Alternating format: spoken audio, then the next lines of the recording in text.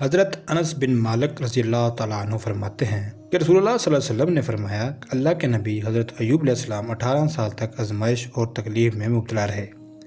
قریب اور دور کے تمام رشتہ داروں نے ان کو چھوڑ دیا۔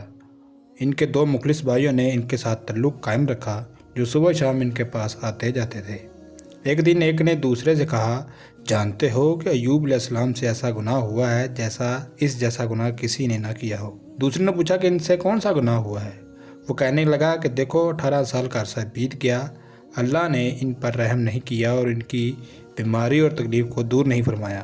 تو جب دونوں ایوب علیہ السلام کے پاس آئے تو اس سے صبر نہ ہو سکا، اس نے وہ بات ایوب علیہ السلام کے سامنے کہہ دی۔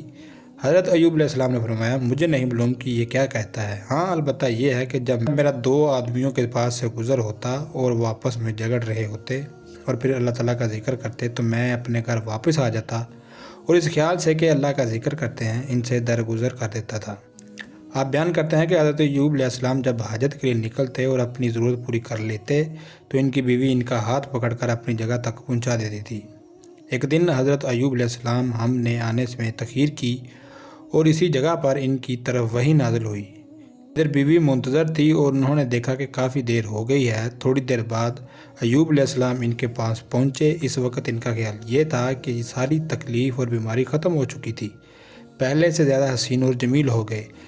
بیوی نے جب ان کو دیکھا تو کہنے لگی کہ اللہ برکت دے، کیا تم نے خدا کے وہ پیغمبر میں مبتلا ہیں کہیں دیکھے ہیں؟ خدا گواہ ہے کہ جب وہ تندرست تھے تو ان کی شناخت اور شکل تو اس سے بڑی ملتی جلتی تھی۔ ایوب علیہ السلام نے فرمایا، میں وہی ایوب ہوں۔ ایوب علیہ السلام کے 2 کلیان تھے، ایک گندم کا اور ایک جو کا۔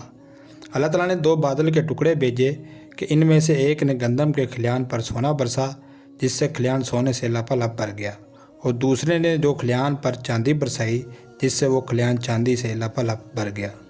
معلوم ہوا کہ انبیاء علیہ السلام کو سب سے زیادہ آزمائش پیش آتی ہے۔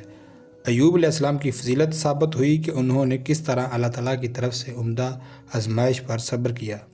انسان کو اپنے دین پر استقامت کے پدر آزمائش پیش آتی ہے۔ صبر کا انجام دینا دنیا اور آخرت میں بہت اچھا ہوتا ہے۔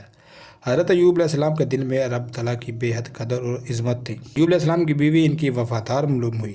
نیک بیوی ہر حال میں اپنے شوہر کے ساتھ رہتی ہے۔ اللہ تعالیٰ کی قدرت سے ثابت ہوا کہ قدرت نے ایوب علیہ السلام کو تکلیف سے نجات دی۔